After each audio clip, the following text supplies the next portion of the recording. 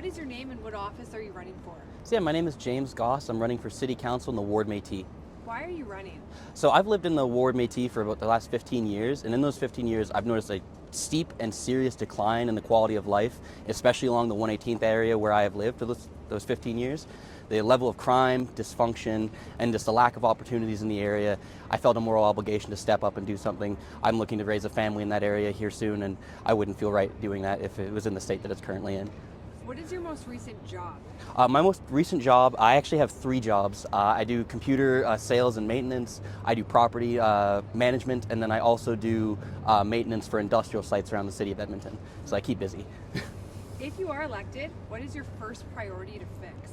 So yeah, my first priority to fix, and the thing I'd be pushing hardest for right out the gate, would be the ban of the sale of hard drug paraphernalia in our corner stores. A lot of these corner stores are directly beside schools, daycares, people's homes, and the chaos and the crime that spills out because they're selling those products and profiting off of other people's suffering is completely unacceptable in my eyes.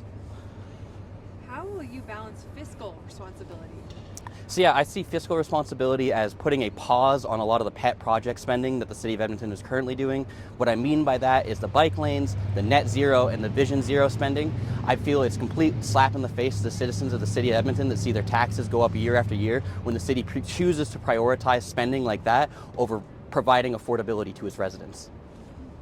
Construction along timelines are frustrating Edmontonians. What would you change, if anything, about how Edmonton plans and delivers these projects? We need a lot more input from the community. From what I'm hearing while I'm going door to door and in the neighborhoods is people don't feel like they're being involved in the process of the decision making. And we need a lot more community halls, town halls, any way to get that voter input on the areas or on the issues that's going to affect them the most. I feel a lot of the times people wake up one morning and then all of a sudden they find a street that they use every day is tore up and almost unpassable, and it's completely unacceptable. There needs to be a lot more notice, and there needs to be a lot more door-to-door, street-by-street, neighborhood-by-neighborhood consultation to make sure these are the changes people actually want. How would you make Edmonton safer? So yeah, as I touched on earlier, that ban of hard drug paraphernalia I feel would go a long way. I know obviously that's not going to stop the problem of people doing hard drugs on the street, but it would at very least start to curtail and kind of concentrate the areas and where they can receive those things. I also believe that we have to work with the federal government and the Crown Prosecutor's Office and local judges to make sure that people are receiving appropriate sentencing for repeat offenses, especially violent offenses. In my experience in 118th, I've had to deal with numerous people dozens of times just because they get a slap on the wrist and they're out the same day, and it's a completely unacceptable situation. People don't feel safe in their homes, they don't feel safe in their businesses, and we need to, at the very least, advocate to those people that they need to be giving out proper sentences, and if that fails, what we can do next is have a similar program to the EPS currently has, where they notify the public of high-risk offenders being released. I feel the purview for that needs to be expanded a lot more, and just more notification to the public that if these people are being released, you know where, you know when, and you know what to look out for. What is your stance on infills, and what is the path forward? So yeah, my stance on infills is that it was done entirely wrong. Again, there was not enough consultation to the citizens of the city of Edmonton. I've seen people lose hundreds of thousands of dollars in home value just because the house next door to them was tore down and an 8-plex was built up. It's completely unfair. And I myself, as a first-time home buyer with my partner, we have been outbid on multiple homes that we feel are more than capable of being renovated, fixed up, because big land developers come in, they outbid us by $50,000 to $100,000. They bulldoze the land, they then sell the land on speculation to the next developer, and no one profits except for the developers and the land shares, or the shareholders, sorry. What do you think about the city's relationship with the province, and how do you think it should be?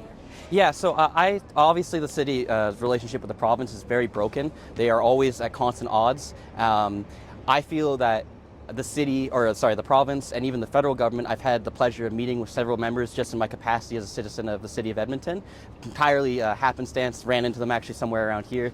And I feel that they're looking for young people that are looking to mend the divide, that are passionate, that are driven, and that want to see a change in the country. And I feel that with my experience of having met both the NDP leaders and the Conservative leaders and members of federal government, that I'm in a very special position to be able to afford that repair. What is your vision for Edmonton? Yeah, so my vision for Edmonton, the first thing foremost is safety. Safety needs to return to our streets. We need people to feel like they are safe utilizing the services that their taxes pay for. We need people to feel safe in their homes. Second off of that, we need people to have opportunities. My family moved here some 20 years ago when I was very young. We came from New Brunswick, and they came here looking for work. And that's a very common story that you'll hear around the city of Edmonton, is people come here looking for work. And from what I've heard, that's not a story that can be told very much anymore. The rate of unemployment in the youth is 20%, and if I'm not mistaken, in the ages of just general public, it's over 10%. 1 in 10 people can't find a job. 1 in 5 people ages 16 to 24 can't find a job, and they are actively looking. Myself, when I was looking for employment, I had to apply over to 900 jobs, and I was very fortunate to get one where I was afforded minimum wage, and I have a very extensive work history. So if I'm having struggles, I know for a fact other people are too. So I want to see a city that provides opportunities for all. If you are elected, what's one thing you want people to remember you accomplished at the end of your term? Well, yeah, I would very much like to be known for the person that helped fix the streets of the city of Edmonton. The crime, I've been a direct victim of it myself. I've been assaulted just a few blocks away from here. I've been pepper sprayed. I've had my home broken into. And those types of instances need to come to an end. And if I'm the person that has to do it, I'm glad to be it.